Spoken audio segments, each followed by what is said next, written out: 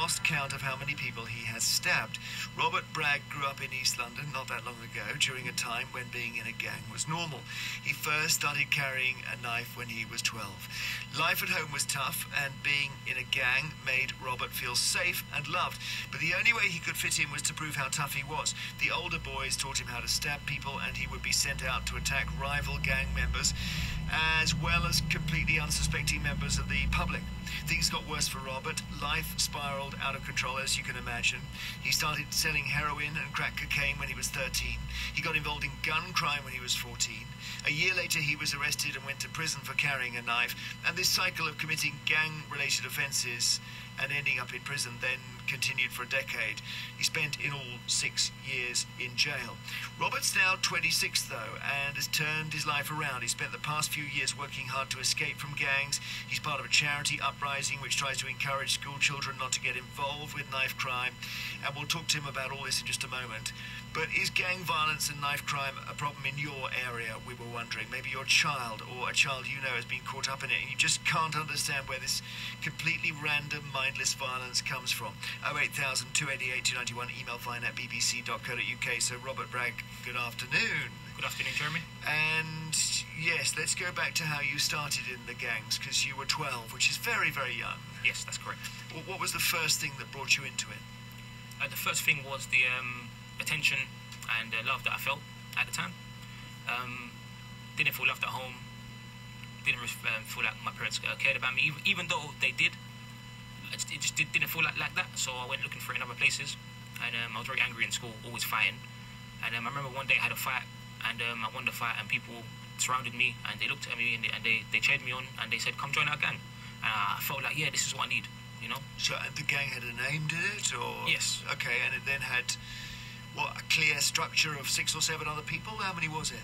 At that time, this was around, at the time, it was about 2004, 5. So there was, at the time, there was a lot of us. There was about 70.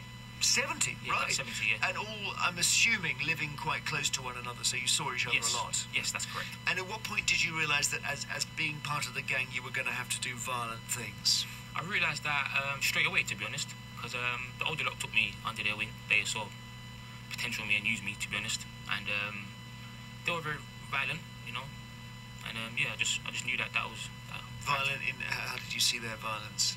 Yeah, they were committing crimes, violent crimes, and What sort of things? stabbings and stuff like that, you know. And what, stabbing members of the public or stabbing other gang members? Or? Both. Right. Both, but majority of the time it was other gang members that were trying to get them. Right, so that you were in a conflict with another gang a lot of the time? Yes, that's correct. And what sort of age are we talking about here? What sort of age of people? I was 12, but majority of the time there was 15 to 30. Yeah. Yes. So when did they tell you you needed to carry a knife? They didn't actually tell me I needed to carry a knife. I chose to do it because they were doing it, and they encouraged me to do it, but they didn't actually say carry a knife. Everyone was doing it, and I believed at the time that was the thing to do, to keep me safe and make me look like I was bad. And I gather the older boys taught you to stab people? Yes, yeah, they were doing it in front of me all the time, and it just became normal. So they were stabbing other people in front of you? Yes. I think that would be quite shocking for you as a young boy. Yes, yeah, I've seen a lot of my friends get stabbed as well. I've seen their face get slashed open right in front of me when I was 14, 13. And, yeah. But how did that violence affect you? I didn't want to become a victim to that violence when I saw it happen to other people. So I made myself become very hardened and very emotionally detached, so I can just become someone very angry and someone that people wouldn't want to mess with. So interesting that you can see that now, you can understand that now, because at the time I'm guessing you didn't quite know what was going on. But yes, yeah. So and then you start carrying a knife yourself? Yes. And with the intention of stabbing people? Yes. So tell us about your first stabbing. I'm not proud of it. I don't say this in any way to boast, and I don't agree with it. It was wrong. We was robbing some guy, you know, for his wallet. We wanted money at the time, and he wasn't having it.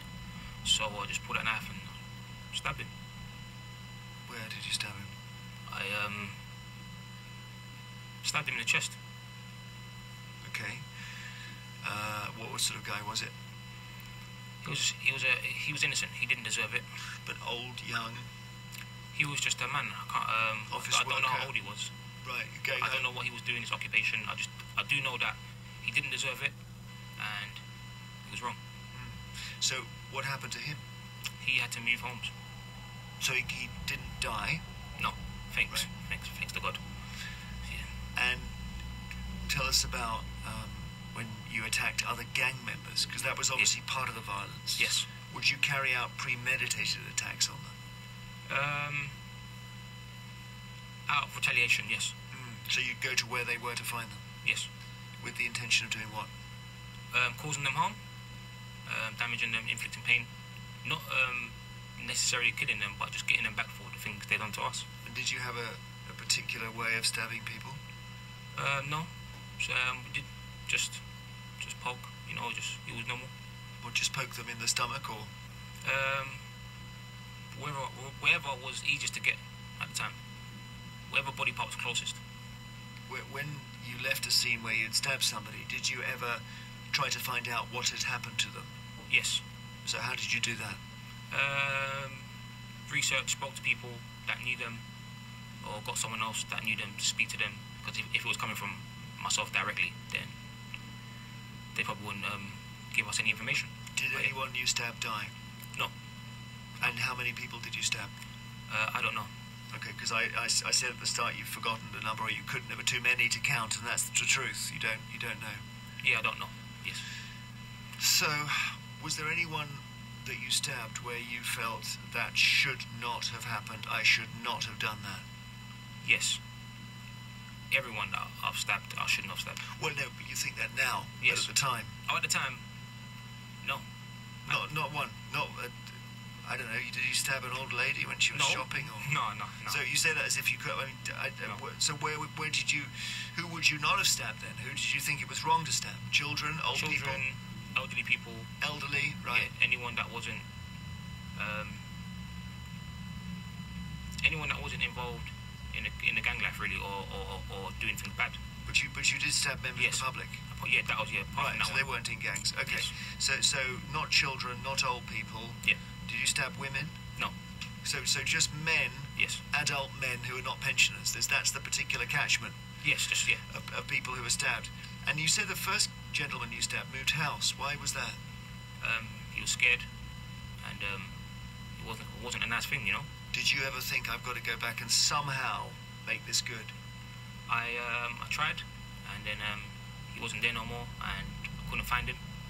You tried. So would he have known you were the attacker or not? Yes. So he saw my face. So He lived on the other side of the road to me, but so yeah, he knew who I was. at what point did you first end up in prison? I was 15 years old. And what was it for? Carrying a knife, robberies, burglaries. So a whole load of stuff. Yes. Do you know how many houses you burgled? No. 20? I don't know.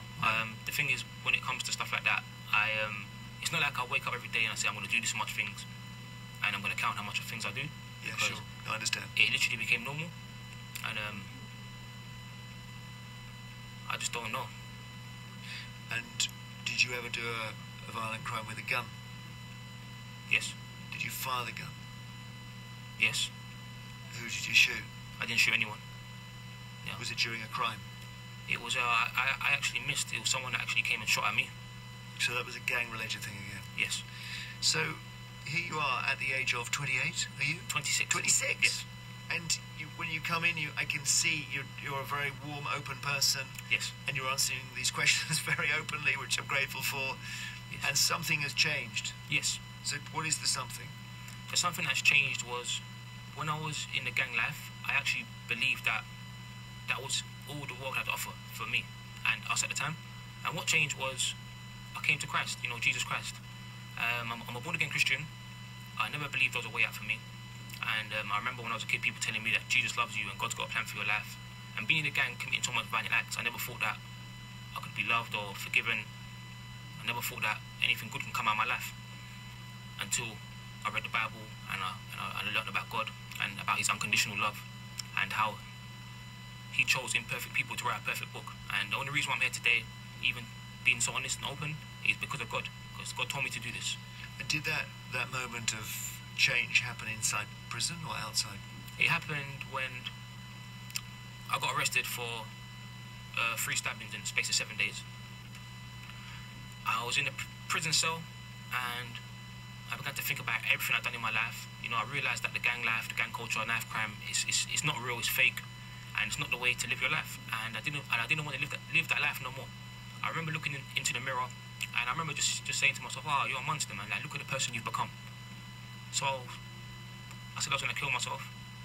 And it was at that moment I made a choice to try God and see if God's real and if He's got a plan for my life. And you felt that change? Yes, yeah, I felt that change. Yeah, I went church. I didn't listen to the preaching. I went to the altar. I lifted my hands. I said, "God, if you're real, help me." And He came. You know, He didn't come on no, you know, big white cloud and with a glow. I just felt a warm presence on me. I started to cry, and I felt free. And I felt peace in my mind, peace in my heart, and I knew deep down in my heart that there was something more to live for. So I hoped for a way out. I didn't tell my gang members at the time. So I was afraid that there was, you know, stuff would happen. But in that moment, the next day I was back on the block, smoking weed, doing my normal thing. But I just knew that there was more to life, you know. So 2 years passed by, we had a shootout. I went to my dad and I said to my dad, "Dad, you know, I need help, man. You know, I want to change and I don't want to be in this life no more because I know there's more to life." So he sent me to a recovery program, you know, called Victory Outreach in Dublin, Ireland.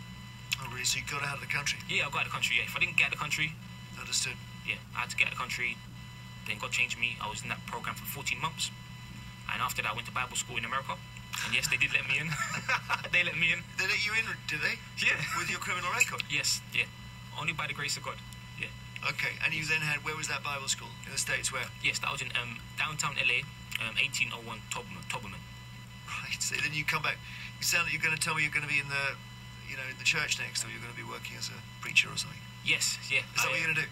Yeah, that's what I hope to, because what we're doing right now, Uprising, you know, we're going to schools, doing assemblies, sharing my story with the hope that it was going to prevent young people that were vulnerable like me to not join the gang, not carry a knife. And we're working with Ashford Community Safety Unit, which is the police, and working with them as well. And yeah, just Operation Jump. And so far from the work that we've been doing in the last 2 weeks, you know, 3 knives have been handed in, so that's really good. 3 knives. Well, I tell you what, the way you speak is amazing.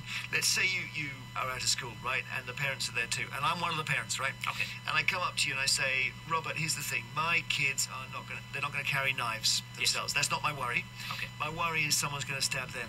Yes. How do I keep them safe?" So because the level of violence in our major cities now is really frightening. Yes. How do I keep them safe? The harsh reality is, the day and age that we live in, parents are not able to be at home to protect their kids all the time because they got to work, and so they're not going to be around them. So I'm a firm believer the only way to keep them safe is to pray and trust God, and that's the only thing that kept me safe. Okay, I thought you might say throw your mobile phone away if someone comes through, but you'd go a bit more celestial. Yeah, I'll pray. Yeah. All right. Well, that's great advice. I'm going to try that. Thank you very much for coming in. Yes. Very, very interesting to talk to you, Robert Bragg, former gang member, who's going straight in a big way now. Nice to meet you. Thank you very much.